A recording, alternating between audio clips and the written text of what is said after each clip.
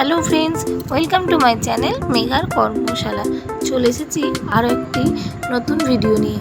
তো আজকে তোমাদের সাথে শেয়ার করতে চলেছি একটি কেক ডেকোরেশনের ভিডিও। এই কেকটি সম্পূর্ণ আমি আমার মনের মতন করেই করব। এই কেকটি ছিল বাটারস্কচ ফ্লেভারের। এই কেকে কালার কম্বিনেশন হোয়াইট অ্যান্ড ইয়েলোর মধ্যেই আমি করতে চাই।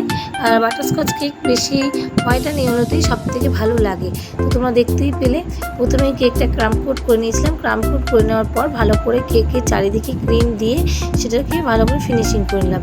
তারপরে দেখো মিডিলটাতে প্যালেট টাইপে আমি একটু ইয়েলো কালার লাগিয়ে নিয়েছিলাম, ফুড কালার দিয়ে ভালো করে একটা ডিজাইন করে নিলাম। তারপরে দেখো বর্ডারের আগেই আমি একটু চারিদিকে ইয়েলো কালার দিয়ে সেটাকে প্যালেট নাইফ দিয়ে উপরের দিকে টেনে টেনে একটা ডিজাইন করে দিলাম। এই ডিজাইনটা এখন খুবই ইউনিক এবং দেখতেও খুব সুন্দর লাগে। আমার তো খুবই ভালো লাগে, তাই জন্যই আমি এই ডিজাইনটা করছি। আর এই রোজগুলো বলগুলো সম্পূর্ণ নন এডিবল, এগুলো কিন্তু খাওয়া যাবে না। আর দেখো আমি এবার দিচ্ছি একটা গোল্ডেন কালারের এডিবল পেপার, এটা খাওয়া যাবে। এটা কেকের সৌন্দর্যটা আরও বাড়িয়ে তোলে। আর আমি দিয়ে দিলাম দুটো বাটারফ্লাইগুলো আমার কি জানি এতটাই ভালো লাগে। কেকটা মনে হয় যতটা সুন্দর এমনি হয়, এই বাটারফ্লাইগুলো দিলে আরও তার সৌন্দর্য দ্বিগুণ বেড়ে যায়। তো এবার দেখো সব লাস্টে আমি লিপ নাজল দিয়ে বর্ডারটা করে নিলাম। আমার তো খুবই ভালো লাগলো এই কেকটা। তোমাদের কেমন লাগলো অবশ্যই কমেন্টের মাধ্যমে জানাবে। তো দেখো আমার কেকটা পুরোপুরি রেডি।